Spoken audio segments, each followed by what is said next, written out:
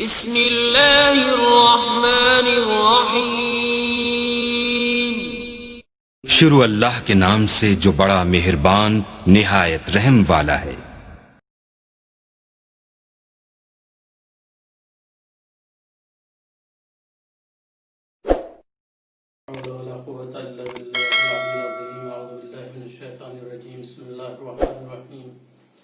الحمد للہ رب العالمین، الصلاة والسلام علی صاحب الدعوة النبویہ والصولة الحیدریہ والعصمة الفاطمیہ والحلم الحسنیہ والشجاعة الحسینیہ والعبادة السجادیہ والمآثر الباقریہ والآثار الجعفریہ والعلوم الکاظمیہ والحجج الرضویہ والجود التقویہ والنقاوة النقویہ والہیبة العسکریہ والغیبة الالہیہ الامام الثانی عشر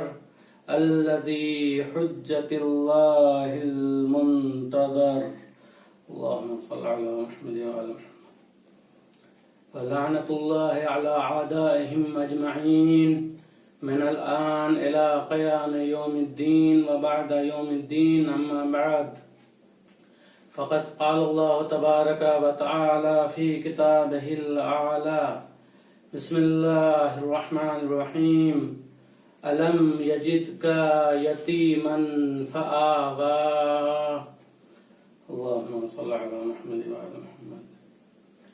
قبل اس کے کہ کچھ معروضات آپ حضرات کی خدمت میں پیش کیے جائیں، مولائے کائنات علی ابن ابی طالب مولائے متقیان کے والد گرامی حضرت ابو طالب علیہ الصلاۃ والسلام کی ولادت باسعادت کے پرمسرت موقع پر آپ حضرات کی خدمت میں تبریک و تہنیت پیش کرتے ہیں۔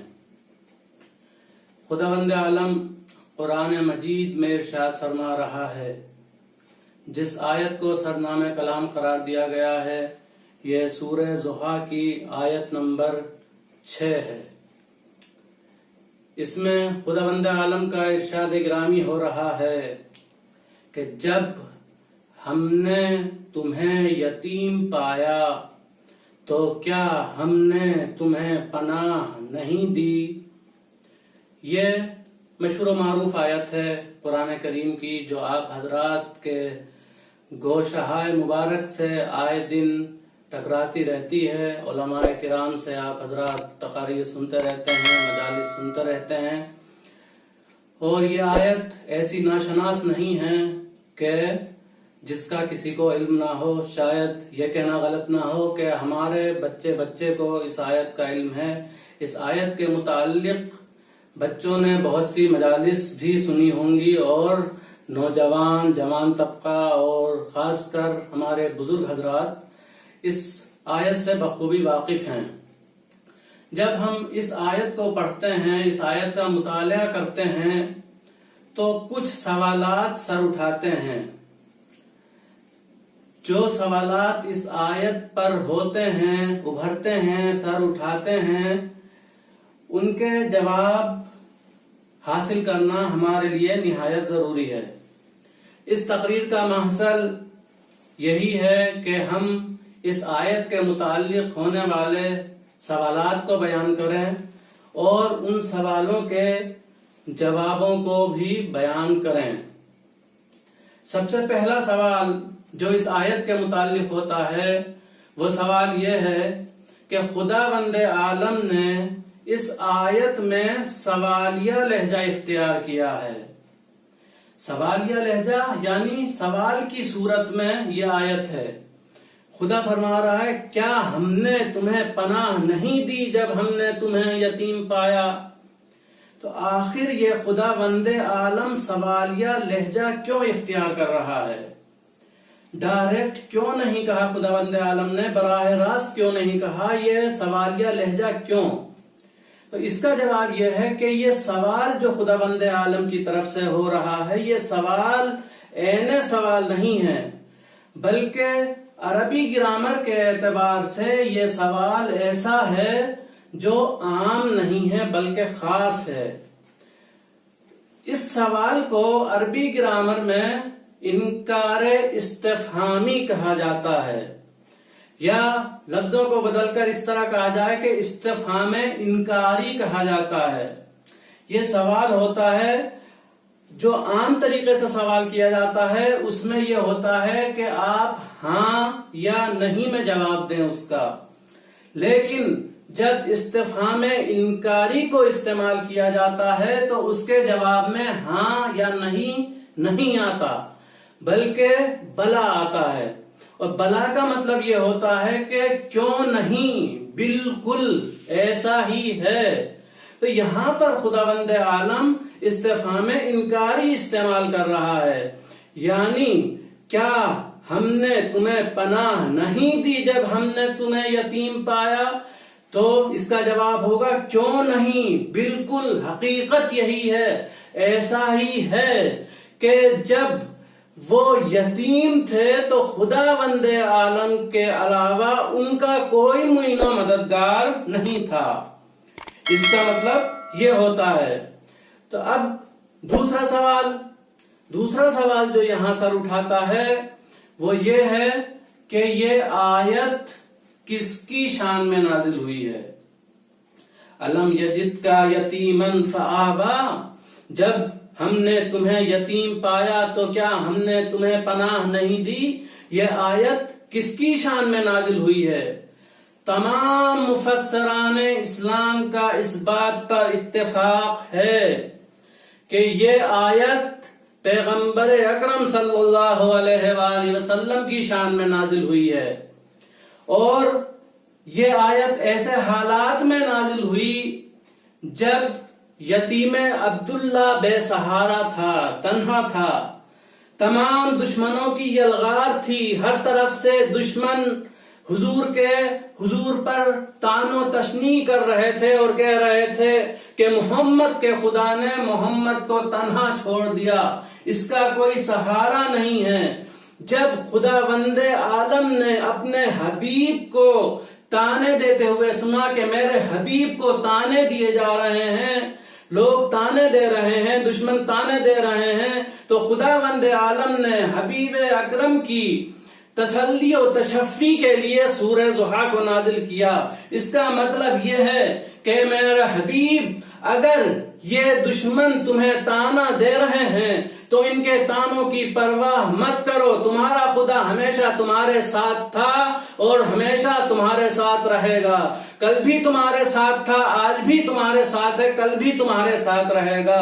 ان کے تانوں کی پرواہ کرنے کی کوئی ضرورت نہیں ہے، آپ ان کے تانوں سے کبیدہ خاطر نہ ہوں، بلکہ آپ وہ وقت یاد کیجئے کہ جب آپ کے سر سے آپ کے والد کا سایہ اٹھ گیا، آپ کی والدہ کا سایہ اٹھ گیا تو ہم نے آپ کو پناہ دی۔ ظاہر سی بات ہے کہ خداوند عالم کے علاوہ اور کون ہے جو پناہ دے سکتا ہے؟ پناہ خداوند عالم ہی دے گا، سب کو پناہ دینے والا وہی ہے۔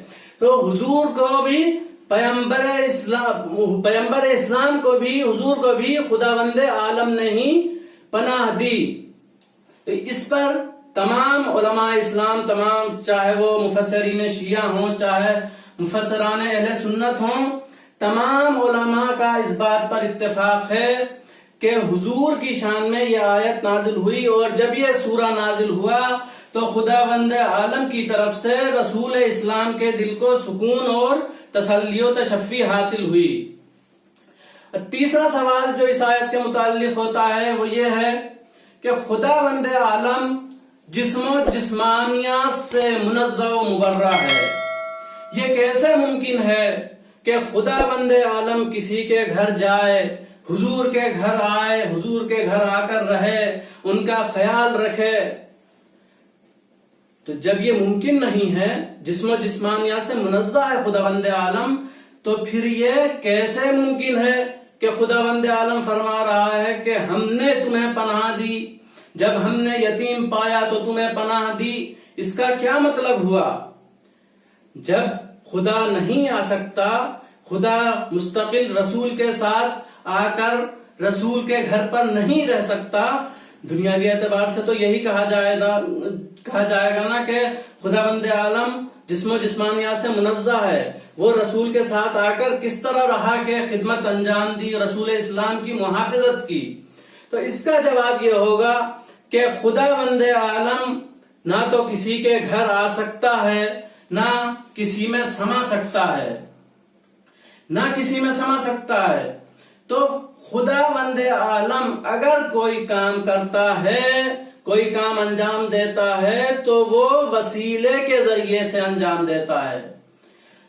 مثلا رسول اسلام پر وحی کا سلسلہ جاری ہوا تو جبرائیل کو وسیلہ بنایا گیا کہ آیات لے کر، قرآن لے کر رسول اسلام پر نازل ہوں۔ کوئی کام جو بھی خداوند عالم کی طرف منسوب ہوتا ہے، ہم ہر کام میں دیکھتے ہیں کہ خداوند عالم کسی کو وسیلہ بناتا ہے، وسیلے کے ذریعے خداوند عالم بندوں تک اپنی بات پہنچاتا ہے۔ کیوں؟ اس لیے کہ خداوند عالم نظر نہیں آتا، وہ جسم سے منزہ ہے، جسمانیات سے مبرہ ہے، تو پھر نظر نہیں آ سکتا، اسی لیے اسے وسیلے کی ضرورت ہے تاکہ لوگوں تک پیغام الہی پہنچایا جا سکے۔ تو سوال یہ ہے کہ کچھ لوگ وسیلے کے ہی منکر ہو گئے، تو جو لوگ وسیلے کے منکر ہیں ان سے کوئی یہ پوچھے کہ وہ دنیا میں کس طرح آئے؟ ظاہر سی بات ہے کہ بغیر وسیلے کے دنیا میں بھی انسان نہیں آ سکتا۔ جب دنیا میں نہیں آ سکتا انسان تو آپ وسیلے سے انکار کس طرح کر سکتے ہیں؟ تو اگر وسیلے سے انکار کر رہے ہیں تو یہ یاد رہے کہ آپ کا وجود بھی مشکوک ہے۔ کیوں؟ اس لیے کہ آپ وسیلے کے منکر ہیں اور بغیر وسیلے کے آپ دنیا میں آ ہی نہیں ہیں۔ تو یہاں پر یہ سوال ہے کہ جب خداوند عالم کسی کام کو پہنچانے کے لیے، بندوں تک اپنا پیغام پہنچانے کے لیے وسیلہ اختیار کرتا ہے تو رسول اسلام کی حفاظت کے لیے کس کو وسیلہ قرار دیا؟ تو اس پر بھی ایک بحث ہے، طولانی بحث ہے، وہ دامن وقت میں گنجائش نہیں ہے کہ اس پر بہت زیادہ طولانی بحث کی جائے، اشارے کرتے ہوئے آگے بڑھیں گے۔ لیکن سب سے اہم نقطہ جو ہے وہ یہ ہے کہ خداوند عالم نے رسول کی حفاظت کے لیے ایسے انسان کو بنایا تھا، پناہ کے لیے چنا تھا کہ اس کی پناہ کو خداوند عالم نے اپنی پناہ کہا ہے۔ کیوں؟ اس لیے کہ یہاں پر جو ارشاد ہو رہا ہے خداوند عالم کا کہ جب ہم نے تمہیں یتیم پایا تو کیا ہم نے پناہ نہیں دی؟ اس لہجے سے صاف ظاہر ہے کہ جس نے پناہ دی ہے رسول اسلام کو، اس کی پناہ کو خداوند عالم اپنی پناہ سے خطاب کر رہا ہے کہ ہم نے پناہ دی ہے۔ وہ پناہ اتنی معتبر ہے کہ خداوند عالم اس کو اپنی طرف نسبت دے رہا ہے کہ ہم نے پناہ دی ہے۔ اب یہ سوال سر اٹھاتا ہے یہاں پر کہ رسول اسلام کی پناہ گاہ کون بنا؟ اس میں کوئی دو رائے نہیں ہے۔ رسول اسلام کی ولادت سے لے کر آج تک کوئی سی بھی تاریخ اٹھا کر دیکھ لیجئے، کوئی سی بھی تاریخ پرانی سے پرانی یا نئی سے نئی تاریخ اٹھا کر دیکھ لیجئے، ہر تاریخ یہی جواب دے گی کہ یتیم عبداللہ کے سر پر منڈلانے والے ظلم و ستم کے تمام بادلوں کو چھانٹنے والے آفتاب کا نام صرف ابو طالب ہے۔ یہ تمام مفسرین کا اجماع ہے، چاہے وہ شیعہ ہوں چاہے اہل سنت ہوں، جتنے بھی مفسرین ہیں انہوں نے یہ اقرار کیا ہے کہ رسول اسلام کا پناہ اور رسول اسلام کا پناہ دینے والے صرف ابو طالب ہیں اور کوئی نہیں ہے۔ ابو طالب ہے کون؟ ابو طالب عبد المطلب کا بیٹا، محمد کا چچا، علی کا والد محترم، یعنی اگر خلاصے کے طور پر یہ کہا جائے تو شاید بیجا نہ ہو کہ نبوت کے محافظ اور امامت کے نگہبان کو ابو طالب کہا جاتا ہے۔ اگر ابو طالب کا وجود نہ ہوتا تو دنیا میں نہ نبوت ہوتی نہ امامت ہوتی۔ عالم اسلام کو ابو طالب کا قیامت تک احسان مند رہنا چاہیے کہ انہوں نے عالم اسلام کو ہدایت کے منارے عطا کر دیے۔ اگر ابو طالب نہ ہوتے تو نہ نبوت کا سلسلہ جاری ہوتا، نہ نبوت کے بعد امامت کا سلسلہ جو آج تک قائم و دائم ہے وہ بھی باقی نہ رہتا۔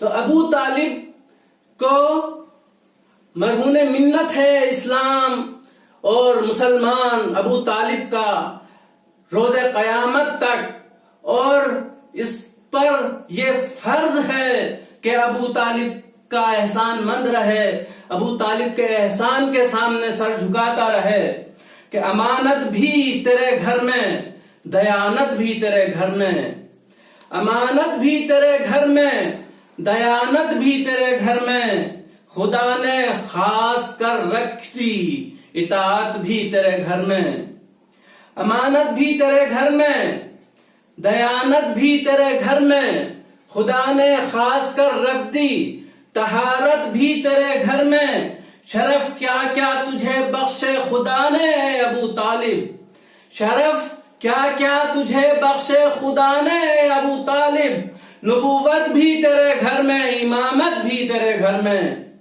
تو ابو طالب نے عالم اسلام کو نبوت بھی دی اور امامت بھی دی۔